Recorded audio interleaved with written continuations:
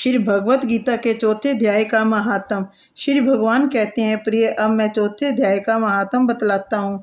सुनो, भागीरथी के तट पर वाराणसी बनारस नाम की एक पुरी है। वहाँ विश्वनाथ जी के मंदिर में भरत नामक के एक योगी निष्ठ महात्मा रहते थे, जो प्रतिदिन आत्मचिंतन में तत्पर हो आदर पूर्वक गीता के चतुर्ध्याय का पाठ किया करते थे। उसके अभ्यास में उनका अंतःकरण निर्मल हो गया था। वे शीत उष्ण आदि द्वंद्वों से कभी व्यथित नहीं होते थे। एक समय की बात है, वे तपोवन नगरी के समीप में स्थित देवताओं का दर्शन करने की इच्छा से भ्रमण करते हुए नगर से बाहर निकल गए। वहां बेर के 2 वृक्ष थे।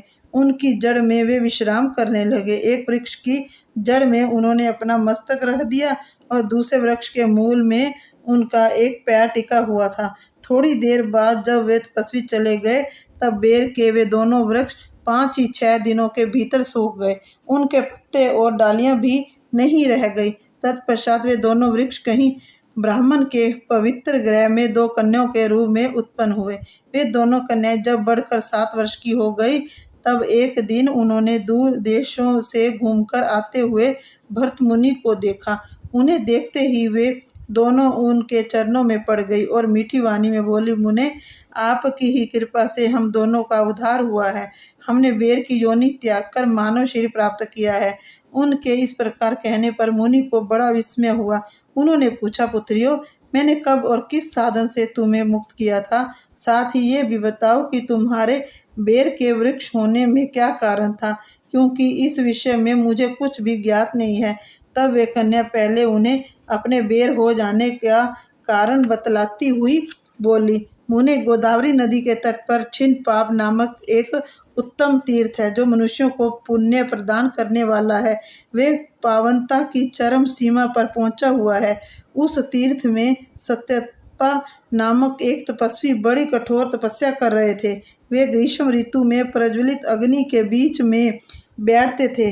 वर्षा काल में जल की धाराओं से उसके मस्तक के बाल सदा भीगे ही रहते थे तथा जाड़े के समय जल में निवास करने के कारण उनके शरीर में हमेशा रोंगटे खड़े रहते थे।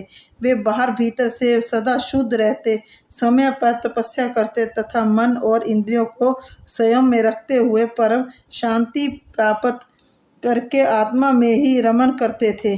वे अपनी विद्वता के द्वारा जैसा व्याख्यान करते थे, उसे सुनने के लिए साक्षात ब्रह्मा जी भी प्रतिदिन उनके पास उपस्थित होते और प्रश्न करते थे।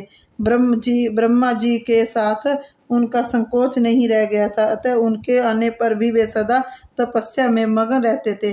परमात्मा के ध्यान में निरंतर संलग्न होने के कारण उनकी तपस्या सदा बढ़ती रहती थी।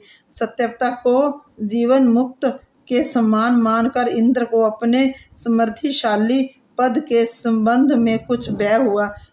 तब उन्होंने उनकी तपस्या में सैकड़ों विघ्न डालने आरंभ किए। अप्सराओं को समुदाय से उस दोनों को बुलाकर इंद्र ने इस प्रकार आदेश दिया, तुम दोनों उस तपस्वी की तपस्या में विघ्न डालो, जो तुम्हें इंद्र पद से हटाकर समय स्वर्ग का राज्य भोगना चाहता है।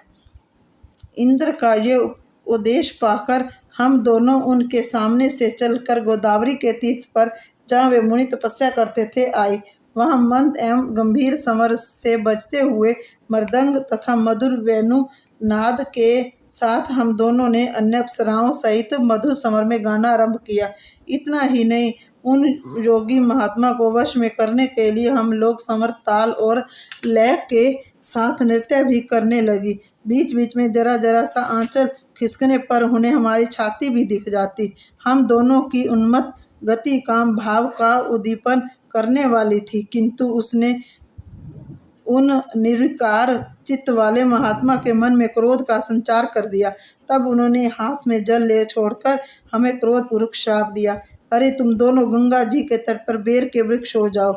ये सुनकर हम लोगों ने बड़ी विनय के साथ कहा, महात्मन, हम दोनों प्रार्थहीन थी, अतः हमारे द्वारा जो दुष्कर्म बन गया है उसे आप क्षमा करें।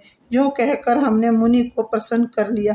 तब वे उन पवित्र चित्त वाले मुनि ने हमारे शोधोद्धार की अवधि निश्चित करते हुए कहा, भरत मुनि के आने तक ही तुम पर यह शाप लागू होगा। उसके बाद तुम लोगों का मृत्यु लोक में जन्म होगा और पूर्व जन्म की स्मृति बनी रहेगी।